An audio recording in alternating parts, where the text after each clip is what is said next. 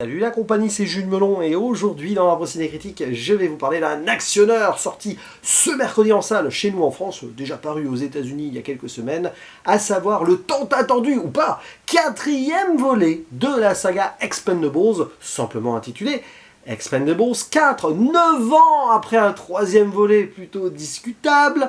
Il y a eu pas mal de soucis de production, ça a failli ne jamais se faire, mais finalement voilà, hop, c'est au cinéma. Et c'est réalisé par Scott Wow, ou Scott Wow, je ne sais pas comment on prononce son nom, peut-être pas Wow quand même, hein. Avec au casting de retour évidemment, dans les rôles principaux, Sylvester Stallone qui chapeaute le projet depuis les débuts de celui-ci, et Jason Statham qui interprète Lee Christmas, aux côtés donc de son pote Barney Ross.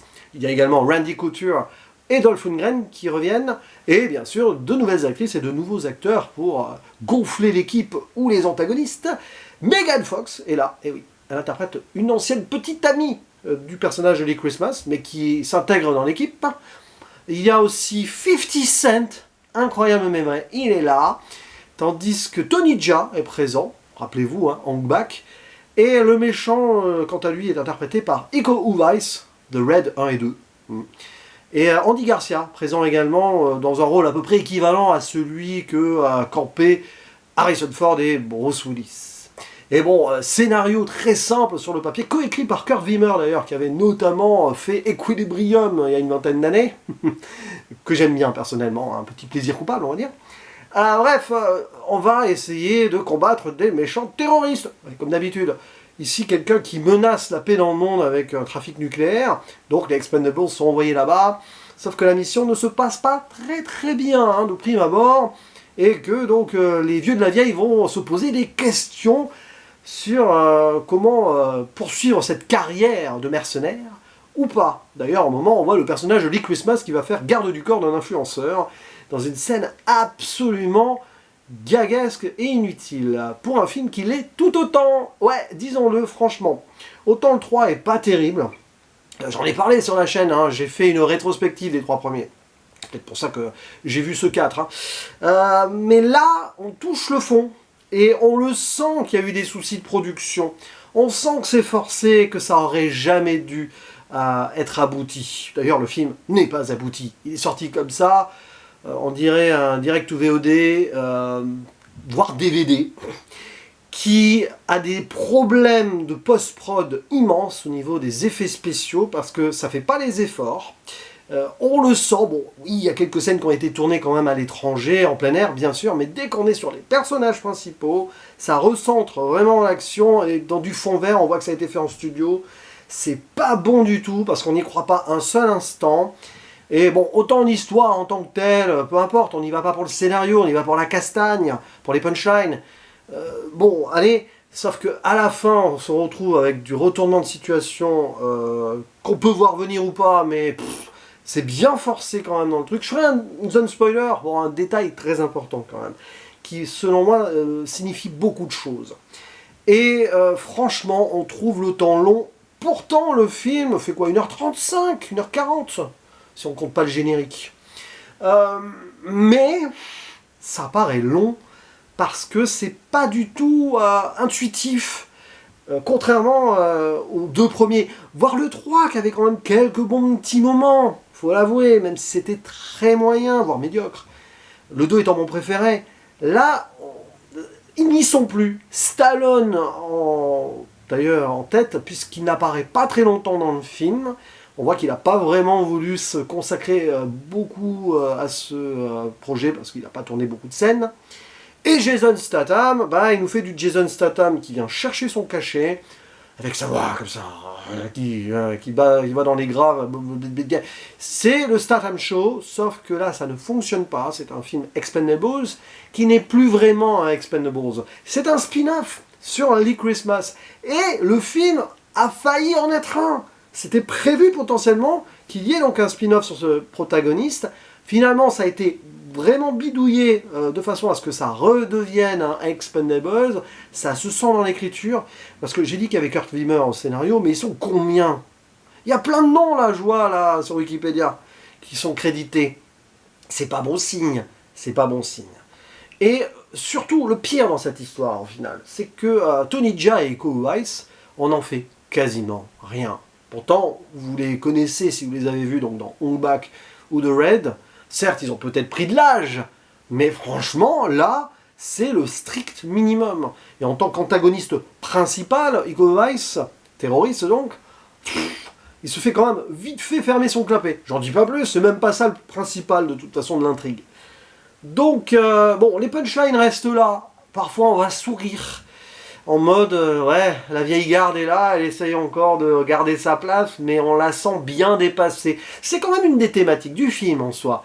Mais le problème, c'est que le film traîne ce poids-là, sans vraiment pouvoir en faire quoi que ce soit.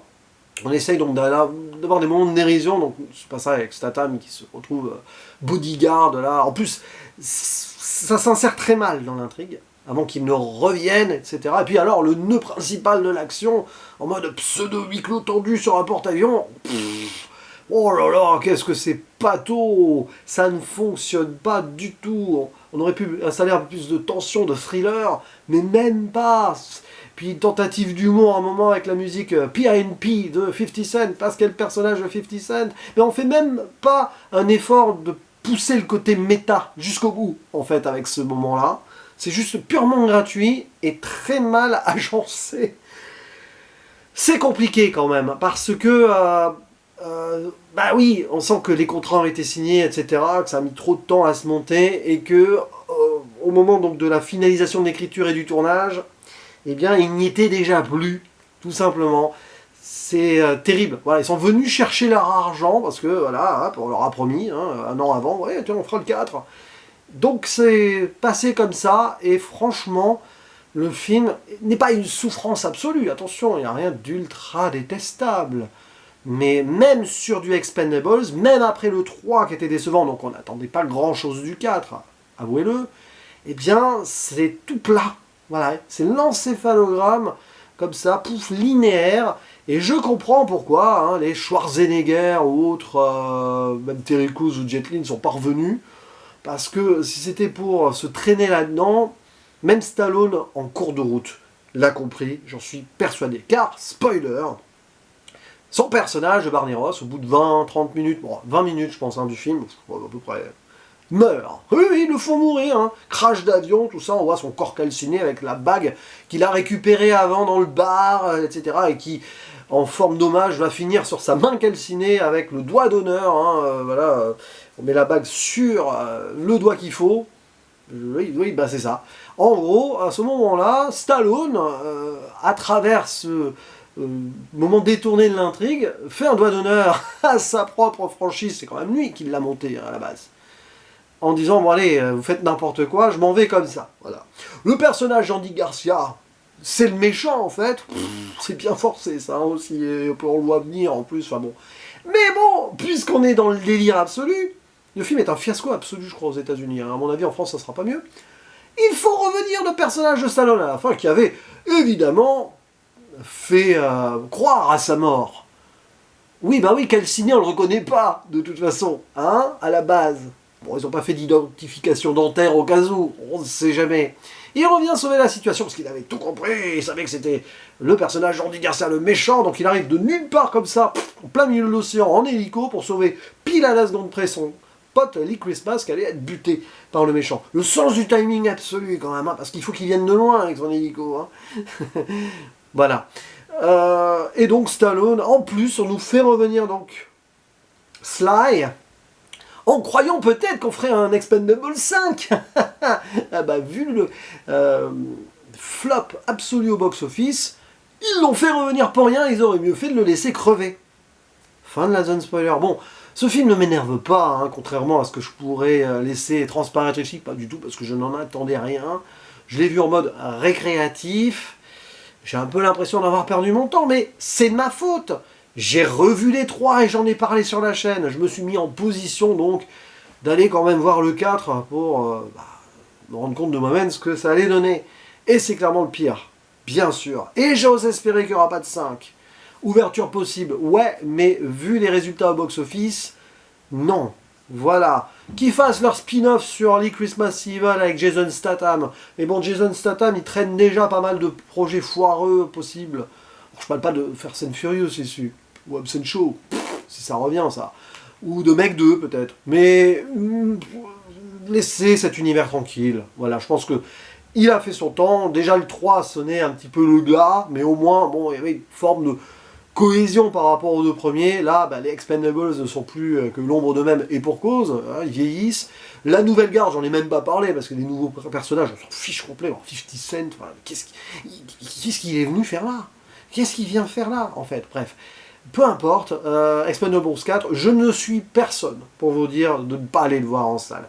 Si vous voulez vous faire plaisir et que vous aimez vraiment cet univers, à la rigueur, mais je pense que même les fans hardcore pour sortir déçus et du coup, pour le coup, eux, énervés par cet opus. Après, je dis ça, je dis rien. Hein. Du coup, comme d'habitude, chacun se fait son propre avis. Et je vous dis donc à bientôt dans les commentaires. Ah ouais, réagissez quand même hein, si vous l'avez vu. À la prochaine, ciao!